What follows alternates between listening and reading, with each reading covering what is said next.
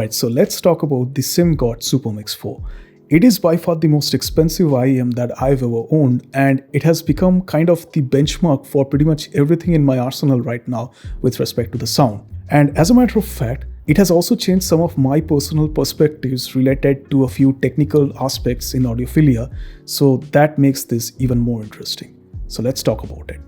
Alright, so the Supermix 4 is priced at $150 and it comes with a rather exotic driver configuration. You get a total of 4 drivers per side in each of these shells. So there's a dynamic driver that takes care of the bass, then you have a balanced armature driver for the mid-range frequencies, and then there's a combination of a piezoelectric tweeter along with a microplanar driver, and that is there to take care of the higher frequencies.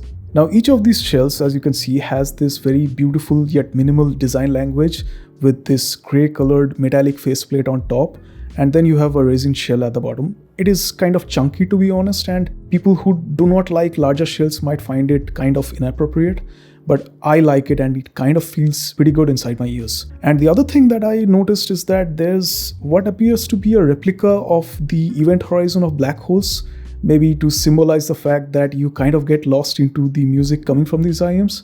I don't know. But what you'll also notice if you take a look closely are these 2 micro openings on each side of the shells.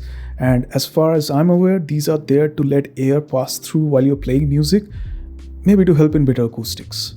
Now, to be honest, the aesthetic department kind of gets even more interesting if you take a look at these nozzles. Look at that.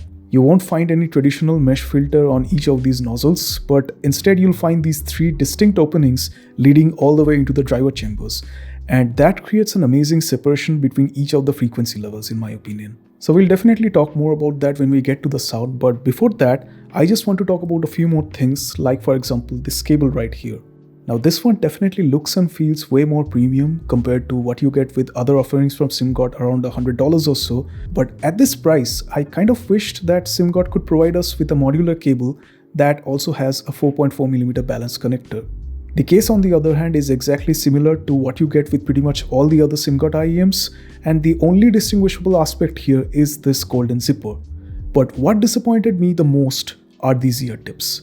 Like, come on Simgot, you're providing 3 pairs of ear tips in a $150 IEM? You could have provided us with a few more tips, to be honest. Alright, so now let's talk about my favorite aspect in these IEMs, the sound quality. And this is where I absolutely fell in love with the Supermix 4. So in terms of impedance, these IEMs are rated for about 7.5 ohms only, and the average Joe would dance about here and there thinking that pretty much everything that has a 3.5mm jack would be able to drive these IEMs easily, right? But that is not exactly the case here with the Supermix 4. Seems like the Supermix 4 has an affinity towards amplification in order to emphasize pretty much everything in the frequency range properly. So I often found myself increasing the volume of my hip DAC 3 a bit beyond the 2 o'clock position that I usually have, but surprisingly, while every other IEM that I have became uncomfortable at this high volume, the Supermix 4 actually behaves the best with a bit more amplification. Now one more thing that I'd like to say right here, this is one of those rare instances where I found a better DAC chip actually enhances the sound quality of these IEMs. It's not something that you'll find on frequency graphs as a matter of fact, but this is definitely not placebo. So among the DACs that I own, if I were to give a rating, the Audiophile D7 scores a B+, while the Hip DAC 3 scores a solid A. Now speaking of frequency curves, the Supermix 4 is one of those very few IEMs that has been tuned almost exactly to the Harman 2019 target. And it also has a pretty wide horizontal soundstage. Now Simgot mainly targets this IEM towards gamers, but this IEM is excellent for music listening as well. Now here's the deal, I haven't actually listened to a lot of IEMs in the $150 and $200 price range. There's only a couple that I've listened to, one being the TruthEar Nova and the other being the Letshuoer S12 Pro. And this thing, the Supermix 4, is the one that I've spent a lot of time with in this segment. So I'll try my best to compare this IEM to the couple that I've mentioned earlier, but for now let's talk about what's exactly in store in terms of sound quality with the Supermix 4. So during my test, I was mostly listening to the MTV unplugged versions of Salim Sulaiman's compositions. Tracks like Kurba Hua and Shukran Allah were constantly on loop. And I even threw in some high bitrate DSTs through Audivana and my Hip DAC 3, cause why not? And the audio experience that I had from the Supermix 4 was really seductive. Every single musical instrument could be easily identified from each other and separated. That's the good thing. And you can also identify that 3D holographic effect of the surround sound of different instruments being played from different locations, if you know what I mean. And then there's the male and female vocals that sounded ever so rich and full of details. There's not a hint of muffledness anywhere. The bass notes had a lot of punch and thump thanks to the dynamic driver. And there's also a really good amount of bass decay to complement that.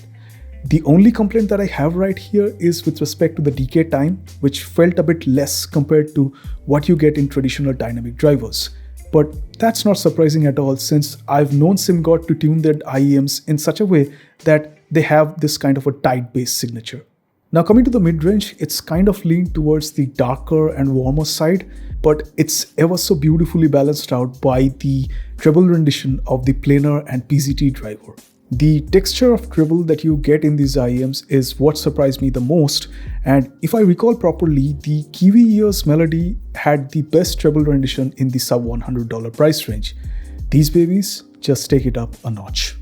But with that being said, the sibilance of these IEMs is really well controlled thanks to the dip from 6 to 10 kHz. That extra bit of shimmer that you get above 12 kHz is all thanks to the piezoelectric tweeter, and its rendition is kind of a love it or a hate it. There's nothing in between. Now, for me personally, I don't mind this kind of a rendition even though I'm really sensitive to sparkly treble. It's just that the rendition of the piezoelectric tweeter is not overly done in these IEMs.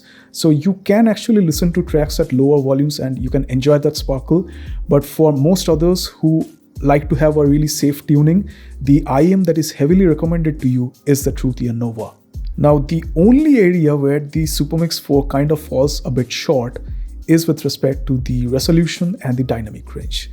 The Letshuoer S12 Pro is pure bonkers in this aspect, but then again, you have an emphasis and shoutiness in the upper mids compared to the Supermix 4 that not everyone is a fan of, and you also get a lot of metallic timbre that planar magnetic drivers are notorious for.